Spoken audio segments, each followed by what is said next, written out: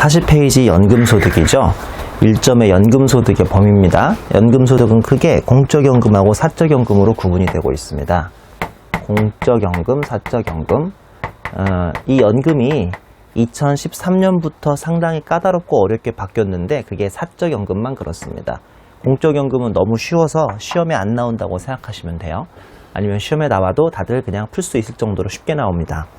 양가로 1번의 공적연금은 공적연금 관련법에 따라 받는 각종 연금이라고 해서 우리 그냥 이 정도까지만 아셔도 되는데 꼴표시 1번에 보면 공적연금에는 국민연금, 공무원연금, 군인연금, 사립학교 교직원연금, 별정우체국연금, 연계노령연금, 연계퇴직연금 등 우리가 뭐 선택을 해서 들 수 있고 없고가 아니라 국민이면 다 누구든 들어야 하는 국민연금, 공무원은 들어야 하는 공무원연금 등이 있고요. 그렇게 수업 목적으로 크게 중요하지 않은데 문제는 표의 오른쪽 세로의 시기입니다. 시기를 보면 2002년 1월 1일 이후 납입분에 대하여 지급받는 부분이라고 되어 있는데 이 2002년 1월 1일 이게 무슨 말씀인지는 아셔야 합니다. 꽃표시 3번에 있다가 부연 설명을 드릴게요. 꽃표시 2번 공적연금소득을 지급하는 자, 예를 들어서 국민연금공단 등이 연금소득의 일부 또는 전부를 지연하여 지급하면서 지연지급에 따라 이자를 함께 지급하는 경우는 이자소득이 아니라 공적연금소득으로 봄이라고 되어 있죠. 글쎄요, 제가 예전에 올초 그 말문제세법 강의였나? 이 꽃표시 2번을 설명하면서 뭐 이런 일이 있겠냐, 말도 안 된다라고 했는데 그래도 혹시나 모르니까 강의는 해드린다고 해서 설명을 드렸는데 올해 그 1차 시험 문제에서 이 말문장이 그대로 나왔다고 하죠. 그러니까 무슨 말씀이냐면 말도 안 돼요. 이런 일은 있으면 안 되는데, 진짜로 있으면 안 되는데 누군가 이번에 퇴직을 하게 됐는데요. 국가에서 공적연금이 나와야 하는데 뭐 공적연금 자금이 고갈됐다거나 문제가 생겨서 이번에 나와야 할 것이 좀 밀려서 내년에 나왔거나 그렇다고 쳐요. 그러면 이번 받아야 할 걸 내년에 받았으니까 그 안에 뭐까지 같이 준다? 이자까지 같이 쳐서 준다는 소리인데 원래 이자 쳐서 주면 그게 이자처럼 보이잖아요. 근데 이거는 원래 나왔어야 할 공적연금이 늦게 나온 걸로 보기 때문에 공적연금에 대한 소득으로 보지 이자소득으로 보진 않는다는 거죠. 꼴표지 3번 공적연금은 2002년 1월 1일 이후 납입된 연금기여금, 사용자 부담금에 대하여 향후 수령 시 연금소득으로 과세됨이라고 되어 있습니다. 이 말부터 하고 시작했었는데 이 말을 시작 안 했군요. 지금 배우는 연금소득은 중요하지 않습니다. 수업 목적으로 중요하지 않다. 이 말을 먼저 했어야 하는데 지금 배우는 연금소득은 수업 목적으로 중요하지 않아서 예전 제가 처음 강의 시작했던 2010년 이럴 때만 해도 한 20분 만에 강의를 마쳤죠. 20분 만에 강의를 마쳤는데 요새는 중요성이 계속 올라가요. 그래서 2013년에 특히 개정된 다음부터는 충분히 출제 가능성도 있습니다. 다시 한번 정리하자면 과거에는 전통적으로 아주 중요하지 않은 챕터였는데 2013년부터 이게 계속적으로 개정이 되면서 연금소득하고 퇴직소득하고 기타소득하고 지금 맞물려 있는 부분이 있어서 갈수록 좀 중요성은 올라가고 있습니다. 그래서 출세 가능성은 좀 높아지고 있어요. 다시 말씀드리지만 양가로 1번의 공적연금은 그렇게 중요하지 않고 2013년부터 바뀌고 있는 양가로 1번의 사적연금이 중요하다는 거고요. 지금은 이제 공적연금의 마지막 부분입니다. 이것만 하고 공적연금은 거의 끝이에요. 우리 그 연금이라는 것은요, 젊었을 때 납입할 때가 있어요. 납입할 때. 이게 이제 내가 젊었을 때고요. 나중에 수령할 때가 있어요. 이 납입시가 내가 젊었을 때, 수령시는 나이 들었을 때. 자, 우리는 지금 연금소득을 젊었을 때 납입할 때를 배우고 있는 거예요. 나이 들어서 수령하고 있는 걸 배우는 거예요. 이것도 모르는 사람들이 많다. 아주 많은데요. 지금 요거 배우고 있는 겁니다. 나중에 수령할 때를 배우고 있는 거예요. 젊었을 때 납입할 때를 배우는 게 아니라 나중에 수령할 때를 배운다고요. 자, 이게 바뀌었어요. 잘 보셔야 돼요. 2001년까지 하고 2002년부터가 이렇게 바뀌었습니다. 우리나라에서는 2002년이 아주 중요한 해죠. 왜냐하면 2002 월드컵이 있었던 해인데 물론 그거와는 전혀 무관하고요. 전혀 무관하고 제가 항상 세법 강의할 때 한 번은 유리했으면 한 번은 불리하라고 그랬고 한 번은 불리하면 한 번은 유리하라고 그랬죠. 2001년까지는 내가 젊었을 때 막 납입할 때 그때 아무런 혜택이 없었습니다. 그러니까 한마디로 소득공제, 세액공제 등의 공제 혜택이 전혀 없었습니다. 그러니까 여러분 이미 소득세를 공부하신 분은 알겠지만 우리가 일반적으로 연금 같은 것을 다달이 뭐 솔직히 내고 싶어서 냅니까? 국가가 내라고 하니까 국민연금을 떼이는 거지. 지금 우리 공적연금 배운다고요? 아직 사적연금 시작 안 했어요? 국민연금 같은 것은 내가 내고 싶어서 내는 게 아니거든요. 근데 그거 아무리 떼어도 예를 들어서 한 달에 10만 원씩 1년에 120만 원 떼었다고 쳐요. 내 월급에서 직접 차감되는 거거든요. 아이고 참 이런 거 설명하려니까 답답하네요. 왜냐면 직장 생활하고 월급을 한 번만 받아보면 그 피 같은 돈이 나가는 걸 아니까 내 월급에서 떼일 때 연말정산에 무슨 소득공제나 세액공제가 전혀 혜택이 없어요. 그래서 이 부분에서 나중에 나이 들어서 2030년이나 40년에 나이 들어서 수령을 해도 그 부분은 연금소득 과세하지 않아요. 왜 그런지 알겠죠? 젊었을 때 떼었을 때 소득공제나 세액공제를 하나도 못 받았던 소리는 나한테 불리했던 거잖아요. 그러니까 그 부분에서 나오는 것은 세금을 낼 필요가 없는 거예요. 내가 아무런 혜택을 못 받았으니까. 근데 2002년부터는요, 우리나라에서 이 공적연금을 떼일 때마다 이 소득공제, 세액공제 등의 공제 혜택이 있어요. 예? 그러니까 요새 내시는 분들, 저를 포함해서 요새는 월급에서 얼마 국민연금 떼일 때마다 그게 그대로 누적돼가지고 연말정산에 소득공제로 일부분을 돌려준다는 거예요. 다 돌려주는 건 아니고요. 그렇기 때문에 공제받았으면 혜택이 있는 거잖아요. 그래서 이제는 연금소득으로 과세가 되고 있죠. 이 로직 꼭 기억하셔야 돼요. 직접적으로 시험에서는 잘 안 물어보는데 국민연금, 공적연금을 이해하는 아주 중요한 툴이니까 이거 잘 이해하셔야 돼요. 어려운 말 아니죠. 젊었을 때 그 당시는 아무리 납입해도 공제 혜택 없으니까 그 부분을 타먹으면 연금소득 과세가 안 되는 거고 2002년 이후부터 낼 때 뭔가 우리가 공제 혜택을 받았으니까 이제는 연금소득으로 뱉어서 세금을 내셔야 한다는 소리입니다. 지금 배우는 연금소득은 젊었을 때 다달이 불입하는 걸 배우는 게 아니라 나이 들어서 타먹은 걸 배우는 거기 때문에 제가 실무 강의도 많이 한다고 그랬잖아요. 실무 강의 하다 보면 연금소득은 아무도 관심이 없어요. 왜냐하면 아직 수령할 나이가 안 된 사람들이 수강생으로 오기 때문이죠. 무슨 말씀인지 아시겠죠? 꽃표지 한번 보시면 공적연금은 2002년 1월 1일 이후 납입된 연금기여금 사용자 부담금에 대해서 향후 수령 시 연금소득으로 과세됨 이 말입니다. 2002년부터 납입된 부분이 연금소득으로 과세가 되고 있습니다. 자, 이제는 양가로 이번에 사적연금입니다. 제가 2013년부터 연금이 개정되고 있다는 것은 이 거의 절대적으로 사적연금을 의미하는 거예요. 사적연금은 가운데 세로를 보면 솔직히 제가 아무리 설명해도 학생들은 좀 못 알아들을 확률이 커요. 왜냐하면 직장생활 하면서 이 사적연금을 자기 발로, 이거는 의무로 하는 게 아니니까요. 자기 발로 우리 보험사나 아니면 은행에 가서 가입을 해보고 해야 무슨 말씀인지 좀 이해가 쉬울 텐데 여러분은 뭐 여기만 그렇습니까? 원래 세법 자체가 실무 경험이 없으니까 조금 이해하기 어려우시겠지만 제가 한번 최대한 쉽게 설명드려 볼게요.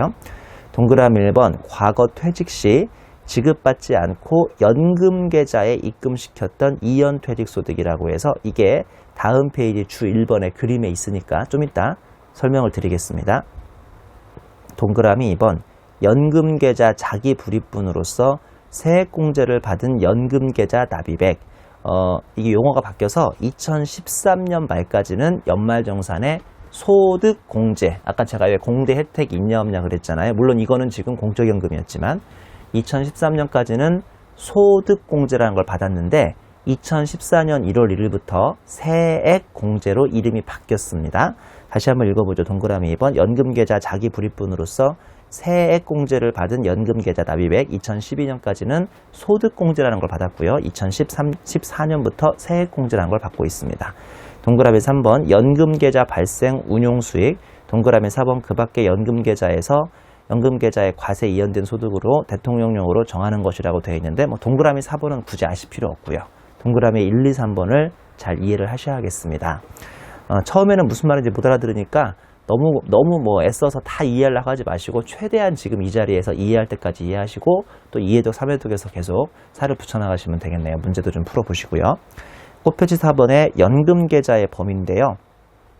우리 수험생 목적에서 꽃표지 4번하고 다음 페이지 꽃표지 5번까지는 정말 2회독 할 때 읽어보시라는 의미로 붙여놓은 거기 때문에 그렇게 중요하진 않습니다.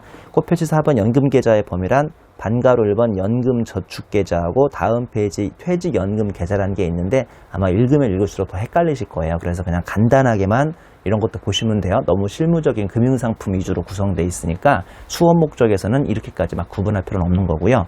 옆 페이지 꽃표시 5번에도 연금계좌의 납입 요건인데 보다시피 뭐 동그라미 1번 연간 1,800만 원 이내에서 납입을 해라. 동그라미 2번 연금 수령 개시 이후에는 연금보험료를 납입하지 말아라. 뭐 이런 요건이 필요한데 이것도 참고 수준입니다. 우리 수험생들에게는 꽃표시 4번, 5번은 그렇게 중요한 건 아니니까 간단하게 읽어보시면 되고 주 1번은 이건 좀 이해하셔야 합니다. 주 1번은 이해하셔야 돼요. 사적연금의 과세체계죠. 2013년부터 완전히 바뀌었다는 사적연금의 과세체계를 설명을 드리겠습니다. 이건 좀 설명드릴게요. 요거는 잘 이해하셔야 돼요. 지금부터.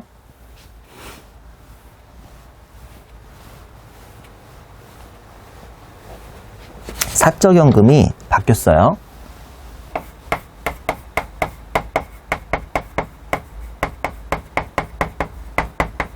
사적연금 과세가 2013년 1월 1일부터 그 전에는 금융상품별로 과세가 됐어요.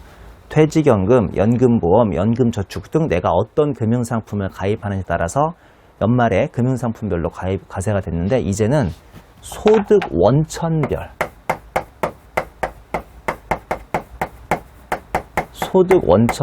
과세가 되고 있습니다. 소득 원천별, 소득의 원천을 따져가지고 소득 원천별로 과세가 되고 있어요. 자, 그림으로 설명드릴게요. 내가 지금 아직은 젊었어요. 그래서 이제 불입을 하고 있습니다. 이게 이제 불입 단계예요. 젊어서 불입하고 있죠. 그 다음에 여기는 내가 삼성생명이나 우리은행에 계속 돈을 불입해주면 그 사람들이 운용을 해줄 겁니다. 그래서 운용 단계. 그리고 가슴 아프지만 나도 언젠간 늙을 테니까 나중에 수령 단계, 인출 단계라고 했던가요? 뭐 수령이나 인출이나 같은 말이지만 인출 단계라고 해서 이렇게 3단계로 한번 구분해 볼게요. 자, 이거는 내가 젊었을 때 불입하는 단계. 그러면 그 돈을 가지고 삼성생명이나 우리은행의 펀드 매니저들이 운용해줘서 수직 붙이는 단계. 나이 들어서 이제 타먹는 단계입니다. 자, 불입 단계 보시면 일단 이거는 이해하시자. 이 인출 단계, 수령 단계는 55세 이후만 가능해요. 그 전까지는 젊었을 때 개미가 열심히 일하는 것처럼 우리는 돈을 모아만 둬야 돼요. 모아만 뒀다가 55세 이후에 찾을 수 있어요. 일단 기본적으로 인출 단계는 55세 이후라고 생각하시면 돼요. 55세 이후. 제가 지금 23살이니까 앞으로 32년 후죠. 여러분은 23살이겠지만 저는 이제 인출 단계가 얼마 안 남았나 봐요. 자, 불입 단계 보시면 첫 번째, 과세 이연된 퇴직금 5천만 원이라고 가정할까요? 50M 5천만 원 있고 그 다음에 자기 불입금이 30이 있대요. 자, 이게 무슨 말씀이냐? 지금 배우는 건 일단 사적연금입니다. 공적연금 아니에요. 자기 희망에 따라서 하는 겁니다. 희망에 따라서.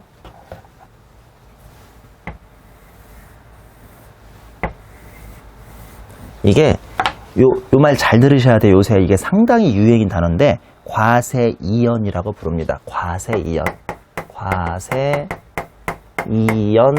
퇴직금이라고 상당히 유행하는 단어입니다. 과세이연 퇴직금. 이게 무슨 말씀이냐면 제가 처음 회계사 생활을 시작했던 2005년 그때분만 해도요.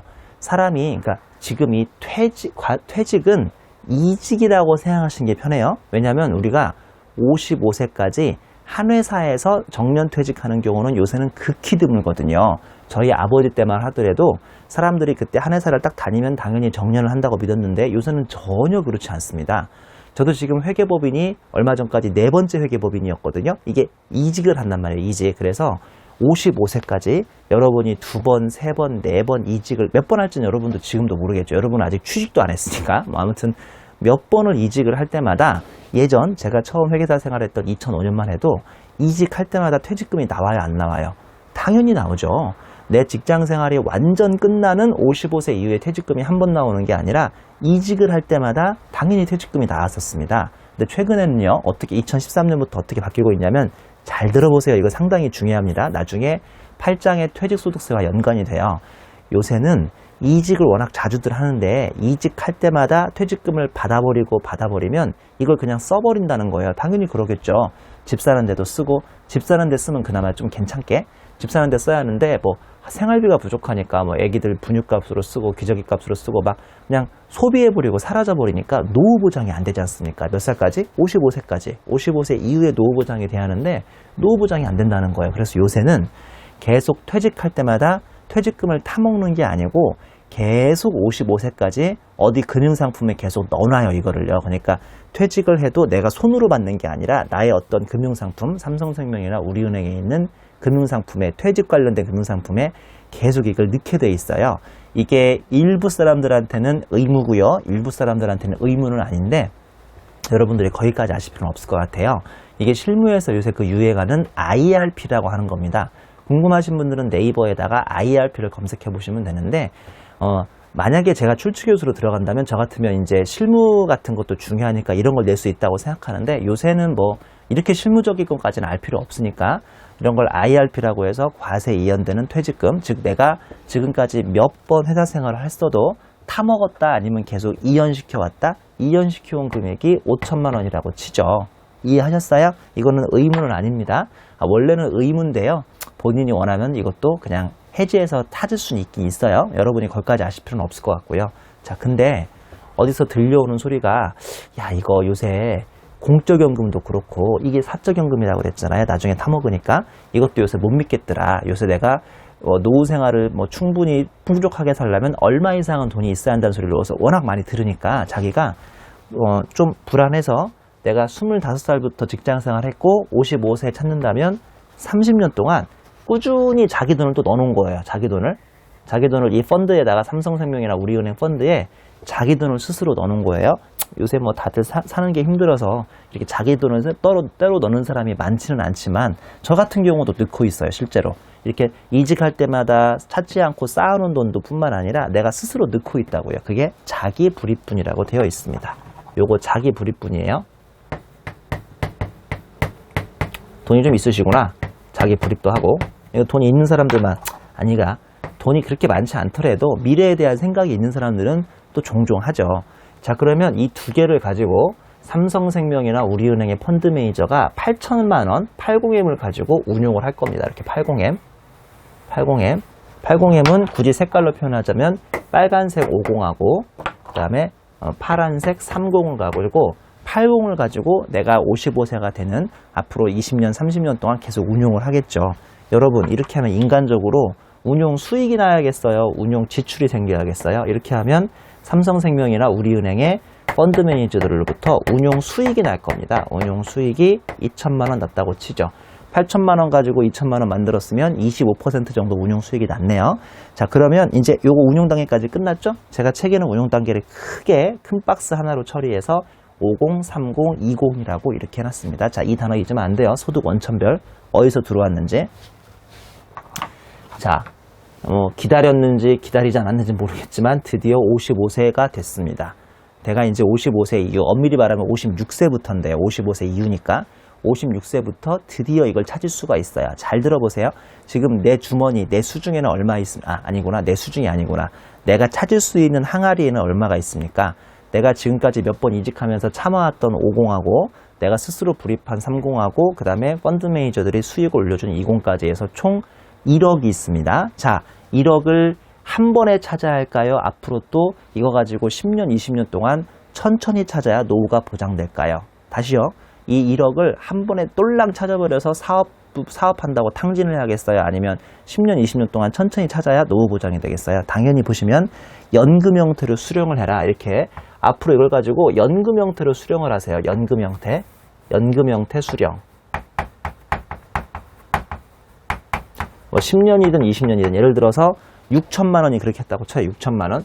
6천만 원을 연금 형태로 수령해요. 뭐 10년 동안 수령하면 1년에 600만 원씩일 것이고 한 달에 50만 원일 거 아닙니까? 이거를 연금 형태로 수령한다고 합니다. 국세청은 이 부분을 제일 좋아합니다. 이 부분을 제일 좋아해요. 이게 바로 지금 배우시는 연금소득이 됩니다. 이게 연금소득이 돼요. 이게 지금 배우는 연금소득이 된다고요. 이렇게 해야 연금소득이 됩니다. 네? 연금 형태로 천천히 수령하는 국세청이 제일 좋아하는 거예요. 나 근데 어쩌죠? 내가 사업을 하겠다고 일시수령을 해버려요. 일시수령. 여기 이제 소위 연금의 수령이라고 하고요. 연금외 수령. 연금의 수령의 가장 일반적인 형태를 뭐라고 하냐면 일시수령 등이라고 합니다. 일시수령 등. 즉, 한 번에 찾아버리는 것을 연금의 수령이라고 해요. 국세청이 이거 썩 좋아하진 않아요. 자, 이 연금의 수령하면 연금의 수령이 이제 얼마겠습니까? 4천만 원이겠죠? 4천만 원. 이 4천만 원을 뭘로 봐라? 소득의 원천별로 봐라. 4천만 원 중에서 50%는 과세 이연된 퇴직금 부분이고요. 4천만 원 중에서 30%는 스스로 불입했던 부분이고요. 4천만 원 중에 20%는 삼성생명 우리은행 펀드 매니저가 창출해준 운용수익이고요. 자, 색깔 잘 보세요. 즉, 이 4천만 원이 5대, 그 다음에 3대, 그 다음에 2로 구성된 거 아니냐라는 뜻입니다. 이해하셨죠? 자, 그러면 숫자 쓰면요. 50%, 4, 5, 20. 이거 산수죠? 그 다음에 4, 3, 12. 역시 산수네요. 그 다음에 4, 2, 8로 각각 이렇게 구분이 돼서 저 과세 이연된 퇴직금 부분은 과거에 젊었을 때 받았어야 할 퇴직금을 이번에 받은 걸로 보고 한 번에 받은 걸로 보고 퇴직소득 과세하고요. 내가 는 부분을 내가 돌려받는 것은 원래 세금 안 내하는 거 아니에요? 뭔 소리인지 모르겠어요? 내가 젊었을 때 넣었던 부분을 내가 돌려받는데 세금을 안 내야 한다고 저는 생각하지만 국세청은 현재 기타소득, 마지막으로 삼성생명 우리은행 펀드 매니저들이 운용수익을 붙여준 것은 이자소득도 아니요, 배당소득도 아니요, 기타소득으로 과세가 되고 있습니다. 자, 이거 조심하셔야 합니다. 중요합니다. 자, 꽃표시 1번을 보시죠. 꽃표시 1번 보시면 연금 수령의 요건이라고 되어 있어요. 다음의 요건을 모두 충족을 해야 인출하는 것이며 요건을 갖추지 못한 경우 연금의 수령으로 과세가 돼버립니다. 다만 부득이한 인출의 요건을 갖추어 인출하면 연금 수령이 되지요. 자, 이왕이면 국세청은 한 번에 타라 아니면 나눠서 타라? 나눠서 타는 연금 수령을 제일 좋아해요. 그래야 세율이 일단 제일 낮아요. 세금이 낮은 편이니까. 근데 내가 갑자기 55세 이후에 56세부터 천천히 타먹으려고 했는데 몸이 아파 버린 거예요. 몸이 아파서 한 번에 찾거나 그럴 수도 있죠. 그게 첫 번째 줄에 있었던 가로 열고 의료비 인출이라고 하는 건데, 의료비 인출은 1번, 2번만 만족하면 문제가 없습니다. 근데 그게 아니라 일반 인출은 1번, 2번, 3번을 다 만족해야만 연금 수령으로 봐주는 거예요. 자, 그리고 그 두 번째 줄에 하지만 부득이한 인출의 요건이라면 또 한 번에 타먹어도 괜찮다라고 되어 있는데, 예를 들어서 중요하진 않겠지만요. 가장 끝에 나오는 참고부터 보겠습니다. 여기서 어쩔 수 없이 한 번에 타먹는 부득이한 인출의 요건이란 무슨 말이냐면, 다음에 해당하는 사유가 발생하여 연금 계좌를 해지하거나 연금의 수령을 하려는 사람은 해당 사유가 확인된 날부터 6개월 이내에 그 사유를 확인할 수 있는 서류를 갖추어서 연금 계좌 취급자에게 신청만 한다면 55세 이후에 한 번에 타먹어도 이거는 전혀 문제 없이 연금 수령을 보는 건데, 보면 첫 번째 천재지변, 그럴 수밖에 없죠. 두 번째 55세 넘어서 10년 동안 타먹으려고 하다가 갑자기 57세에 죽어버린 거죠. 그러면 한 번에 타먹어야겠죠. 죽은 다음까지 계좌이체 들어서 자석이체 들어오면 뭐예요? 10년 동안. 동그라미 2번 연금계좌 가입자의 사망 또는 해외 이주 등. 동그라미 3번 연금계좌 가입자 또는 부양가족이 아파서 3개월 이상 요양이 필요하면 내가 10년 동안 타먹기로 했는데 57세든 58세든 이런 일이 생기면 한 번에 타먹어도 연금 수령이다, 연금의 수령이다, 연금 수령으로 좋은 쪽으로 봐준다, 이 소리입니다. 밑에 4번, 5번은 참고. 다시 꽃표시 1번으로 올라가세요. 연금 수령의 요건 잘 들으셔야 돼요.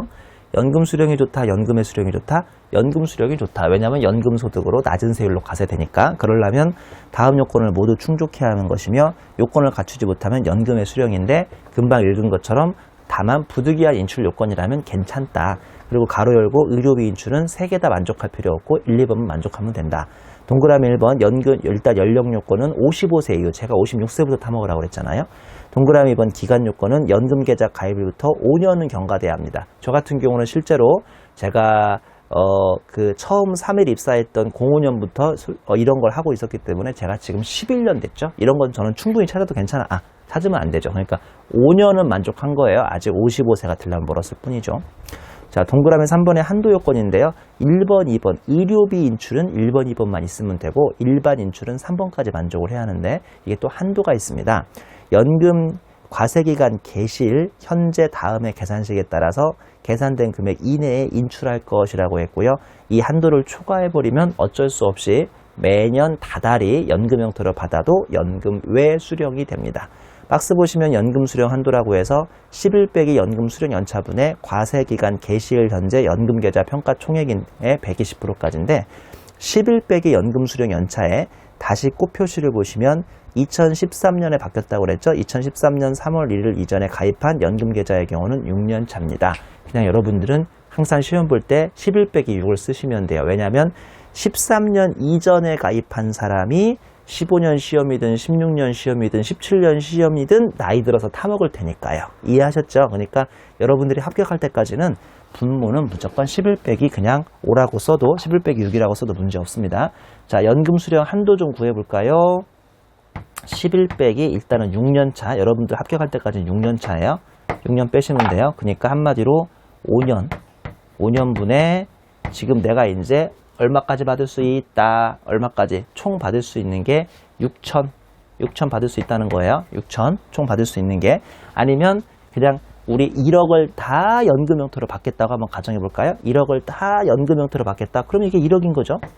내가 앞으로 6천만 연금 형태로 받겠다면 6천이고요. 1억을 다 받겠다면 1억인 거예요. 즉 1년에 얼마 이상은 받지 말란 소리입니까? 2천만 원씩 이상은 받지 말란 소리예요. 그러면 한도 초과가 나와서 연금외가 됩니다. 다만 120%까지 조금 우대해 주니까 이렇게 하면 1년에 2,400만 원까지만 받으셔야지. 즉 한 달에 200만 원씩만 받아야지. 넘어가려면 된다 안 된다? 안 된다기보다는 연금의 수령이 돼서 다시 퇴직이나 뭐 기타나 등으로 과세가 될 수 있다는 겁니다. 그래서 시험을 푸시려면 한도까지도 정확히 암기를 하셔야겠습니다. 꼽표시 2번 연금의 수령. 연금 수령 외의 인출을 연금의 수령이라고 한다. 자, 힘들면 그냥 연금의 수령은 뭐라고 기억하면 된다? 가장 일반적인 게 일시 수령이다. 근데 지금 본 것처럼 연금 형태를 수령해도 한도가 넘어가도 연금의 수령이긴 하다라는 뜻입니다. 그 연금의 수령이라고 하는데 연금의 수령하는 경우는 동그라미 1, 과세 이연된 퇴직소득은 퇴직소득으로 요거 동그라미 그 외 자기불입분이나 운용수익 등은 기타 소득으로 과세하라라고 되어 있습니다. 자, 다음 페이지 주 2번 보시죠. 다음 페이지 주 2번에 보시면 총 연금액의 계산은 다음과 같은 산식을 활용함이라고 되어 있죠. 양가로 1번의 공적연금, 요거는 좀 쉬워요. 반가로 1번 국민연금과 연계노령연금, 반가로 2번 그 밖의 공적연금소득이라고 해서요. 보면 총 수령액 곱하기 총 납입기간의 환산소득 누계액분의 과세 기준일 이후 환산소득 누계액 빼기 과세제의 기여금이라고 되어 있고요. 두 번째 박스도 되게 비슷하게 생겼는데 총 수령액 곱하기 총 기여금 납입 월수분의 과세 기준일 이후 기여금 납입 월수 빼기 과세 제외 기여금 등이라고 되어 있습니다. 뭔가 다 분모분의 분자가 총 뭐분의 뭐 이후라고 되어 있잖아요. 이 분자에 있는 과세 기준일 이유가 언제죠? 언제예요? 2002년이에요? 2013년이에요? 공적연금은 2002년이라니까요. 이 사적연금이 2013년에 많이 바뀐 거고, 그래서 전체분의 2002년 이후에 했던 것을 과세하겠다는 소리입니다. 왜 아까 이번 시간 시작하자마자 제가 뭐 2001년까지 2002년부터라고 아까 표 하나 그려드린 거 기억하시죠? 빼기 과세제외 기여금인데 코표시 1번을 보시면 여기서 과세제외 기여금 등이란 과세 기준일 이후에 연금보험료 공제의 적용 없이, 즉 한도 초과 등으로 세액공제 또는 소득공제 못 받았던 금액, 납입한 기여금 또는 개인부담금을 의미함이라고 되어 있는데 아마 무슨 말인지 이해 안 되실 겁니다. 그래서 사례 1번을 가져왔죠. 사례 1번을 보시면 거주자 유대리는 단기에 퇴직하며 국민연금을 5천만 원을 수령했습니다. 이거는 사적연금이 아니라고요. 공적연금. 국민연금 납입 시기 및 금액이 다음과 같을 경우 총 연금액은 지금이 몇 년도예요? 2015년도죠?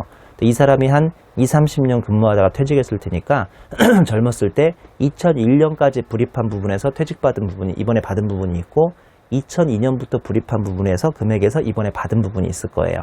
연금소득은 어느 부분만 과세가 된다? 2002년 이후 부분만 과세가 됩니다. 자, 가운데서로 보니까 납입한 연금보험료 누계액이 2001년까지는 20%고 2천만 원이고 2002년부터는 1천만 원이니까 3분의 2는 과세가 안 되고 3분의 1만 과세가 됩니다. 가 아니고 오른쪽 세로 보면 환산소득 누계액이라는 걸 문제에서 주는데요. 내가 지금까지 총 번 것 중에서 소득 부분으로 나누시는 건데요. 환산소득이 2001년까지는 약 7억 정도를 내가 번 것이고 2002년부터는 3억 정도를 번 거니까요. 3분의 1이 과세되는 게 아니라 10분의 3이 과세가 됩니다. 즉 가운데 세로로 하는 거 아니에요. 오른쪽 세로인 환산소득 누계액이라는 걸로 구분을 합니다. 저기 제일 위에 박스에 이렇게 돼 있잖아요. 제일 위에 박스에 환산소득 누계액으로 구분하라고 되어 있죠. 그래서 해답을 보시면 총 연금액이 5천만 원인데 5천만 원 곱하기 30% 부분인 1,500만 원만 과세가 돼야 한다 이겁니다. 가 아니고요. 표에 보시면 2002년 이후에 내가 총 보험료 얼마 냈다? 1,000만 원 냈는데 지난 한 13년 동안 실제로 1,000만 원 낼 때마다 세액공제 또는 소득공제로 이미 연말정산에서 재미 본 금액인가요? 재미 못 본 금액인가요? 재미 본 금액이 600만 원이 있으니까 이 600만 원은 재미 본 부분에 대해서는 세금 내시는 게 맞고요. 역으로 재미 못 본 금액이 얼마 있습니까? 지난 3년 동안 2002년부터 내가 계속 1,000만 원 정도의 연금보험을 냈지만 600만 원만 재미받고 400만 원은 재미를 못 받잖아요. 세액공제나 소득공제가 안 됐으니까. 그래서 보다시피 1,500만 원이 답이 아니고요. 그 중에서 재미 본 부분을 뺀다, 재미 못 본 부분을 뺀다. 재미 못 본 부분인 400만 원을 빼서 1,100만 원만 과세를 시키는 겁니다. 400만 원 빼는 것은 역시나 그 페이지 제일 위에 박스에 과세 제외 기여금이라는 걸 빼주는 부분이 있는데 그 부분으로 이해하시면 되겠습니다. 밑에 있는 사례 2번은요. 거주자 유대리는 2015년 중에 연금계좌에서 일부 금액을 인출해서 4천만 원을 수령했다. 연금 수령 개시일 현재 연금계좌의 구성 내역은 다음과 같다. 보면 그 연금계좌에서 인출한 4천만 원 중 단기의 연금 수령 한도는 일단 3천만 원으로 가정한다고 했으니까 한도 초과가 나온 거예요. 한도가 3천인데요. 한도가 3천인데요. 한도 초과가 1,000만 원 나온 거예요. 기억하셔야 돼요. 자, 보시다시피 동그라미 1번 이연퇴직소득 여기 있잖아요. 이연퇴직소득 여기죠. 여기 이연퇴직소득 이게 1,000만 원 부분 그 다음에 연금계좌 본인 불이백 부분이 8천만 원 부분 꼭 표시해 보니까 이 중에서 과거에 재미 못 본 부분은 600만 원이라고 합니다. 그리고 동그라미 3번에 연금계좌 운용 수익은 1,200만 원이라고 되어 있죠. 맞죠? 이렇게 해서 이거 가지고 나 이제 앞으로 먹고 사는 거예요. 이 쌓인 거 1,000만 원, 8천만 원, 1,200만 원 이거 가지고 먹고 사는 겁니다. 자, 우리 그 페이지 한가운데에 아니죠. 그 페이지에 제일 위에 표에 양가로 2번을 보시면 사적연금이 연금계좌의 이 소득 원천별로 1번, 2번, 3번으로 순서를 매기기로 했는데요. 1번 과세 제외된 금액, 즉 젊었을 때 소득공제나 세액공제를 전혀 못 받은 제일 불쌍한 부분부터 제일 위로 올려주기로 했어요. 이 부분은 받을 때 세금을 내니까요, 안 내니까요? 과거의 과세 제외 금액이라고 해서 소득공제, 세액공제를 못 받았으니까 이 부분을 제일 위로 올리면 걔는 나이 들어서 세금을 내란 소리예요, 내지 말란 소리예요? 내지 말란 소리예요. 예전에 혜택을 못 받았으니까. 동그라미 2번 이연퇴직소득, 동그라미 3번 그 밖에 연금계좌에 있는 소득으로 순서를 일단 구성하기로 했습니다. 사적연금은요. 옆 페이지 답을 보시면 만약 유대리가 연금소득에 대한 분리과세 선택이 가능한 경우 분리과세를 선택하지 않는 것으로 가정하고 유대리 소득 구분을 해보라고 했는데요. 자, 답을 보시면 연금에서 수령한 금액은 다음과 같다. 1번 뭐부터 집어넣어라? 과세 제외된 금액. 문제에서 얼마였어요? 600만 원으로 가정했었죠. 꼭 표시에. 지금 600만 원부터 제일 위로 올리세요. 그럼 이건 세금 안 내고요. 그 다음에 2연 퇴직된 소득이 제가 얼마 있었어요? 1,000만 원 있었죠? 그럼 1,000만 원 올리세요. 이거는 2연 연금소득이면서 무조건 분리과세로 그냥 세부담을 낮춰주고 있습니다. 무조건 분리과세예요. 3번에 그 밖의 금액이 이제 2,400인 거예요. 4,000을 순서대로 구성하셔야 하니까 600, 1,000, 2,400인데 기억 보시면 아까 한도가 3,000까지라고 했으니까 기억 이 중에 한도 내 금액은 1,400밖에 안 남고요. 요게 연금소득, 나머지 니은 한도 초과해서 연금에 수령한 것은 기타 소득으로 과세가 돼야겠습니다. 즉 문제를 푸시려면 사적연금 푸시려면 42페이지 상단표에 있는 양가로 2번에 사적연금의 3단계 뭐로 구성하기로 했는지를 반드시 순서를 암기하셔야 합니다. 첫 번째 과세제외 금액, 즉 예전에 소득공제나 세액공제 못 받은 제일 불쌍한 부분을 600만 원이다시피 이 문제에서 600만 원이죠. 이걸 제일 위로 올려줘가지고 이 부분은 과세가 안 되게 해주고요. 그 다음에 2연 퇴직소득, 그 다음에 그 밖에 연금계좌 있는 것으로 순서를 쭉 구분해주고 있습니다. 이점의 비과세 연금소득은 중요하지 않으니까 간단하게 보셔도 전혀 문제가 없겠습니다. 전혀 수업 목적으로 중요하지 않습니다. 자, 3점 볼까요? 연금소득의 계산구조는 지난번에 배웠던 그 근로소득의 계산구조하고 똑같다고 보시면 돼요. 제가 흔히들 그 근로 관련 소득이라고 하거든요. 강의할 때 근로 관련 소득이 3개가 있죠. 그러니까 몸으로 일하는 거하고 관련된 소득이 첫 번째 당연히 근로소득이고요.